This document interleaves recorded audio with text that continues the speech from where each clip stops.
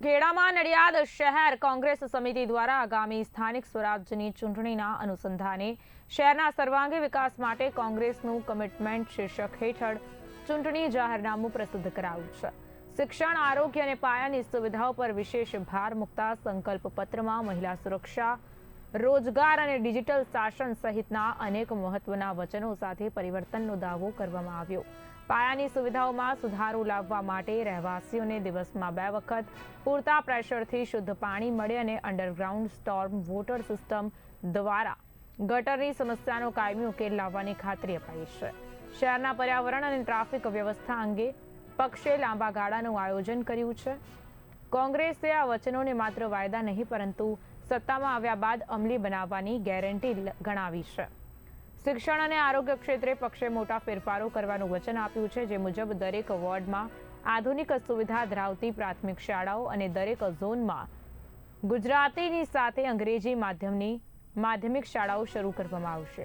આરોગ્ય સેવાઓને સુદૃઢ બનાવવા માટે દરેક વોર્ડમાં આધુનિક હેલ્થ સેન્ટર ઊભા કરી ત્યાં 24 કલાક મફત ઇમરજન્સી સેવાઓ ઉપલબ્ધ કરાવવાની ખાતરી આપી છે। ઉપરાંત બ્લડ ટેસ્ટ, એક્સરે અને ડાયાબિટીસ જેવી તપાસ નિઃશુલ્ક પૂરી પાડવાનું આયોજન મેનિફેસ્ટોમાં દર્શાવવામાં આવ્યું છે। ગુજરાતમાં ચૂંટણીઓ જાહેર થઈ ગઈ છે।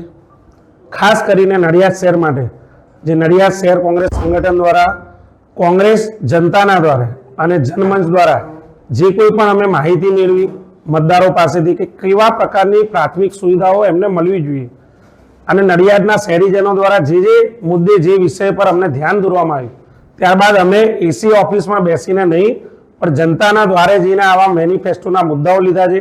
નડિયાદના નાગરિકોને સારી રીતે સારી સુવિધાઓ મળે, અહીંયાના બાળકોને સારી અંગ્રેજી માધ્યમની માધ્યમિક અને ઉચ્ચતર માધ્યમિકની શાળાઓ બને એ માટેનું બજેટનું પ્રાધાન્ય અમે આપીએ છીએ, કમિટમેન્ટ આપીએ છીએ।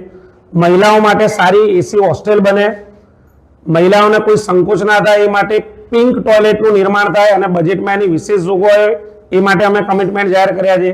જે ખાસ કરીને પોલ્યુશન વાળું વાતાવરણ છે, જે ચિંતાનો વિષય છે, એક્યુઆઈ 200 કરતાં વધારે રહે છે, તો જે નડિયાદના તળાવો, જે સુકાભર તળાવનું ડેવલપમેન્ટ કરીને 365 દિવસ પાણી રહે અને એક્યુઆઈ ઘટે, સારી હવા પાણી મળી રહે, અહીંયાના બાગ બગીચાનો વિકાસ થાય। અહીંયા નડિયાદ શહેરમાં જે ગુનાખોરીનું પ્રમાણ વધ્યું છે, લો એન્ડ ઓર્ડરની સ્થિતિ કથળી છે, સારા સીસીટીવી કેમેરા લાગે, ડિજિટલાઇઝેશન થાય અને અહીંયાના નાગરિકોને એ બાને સુવિધા મળે।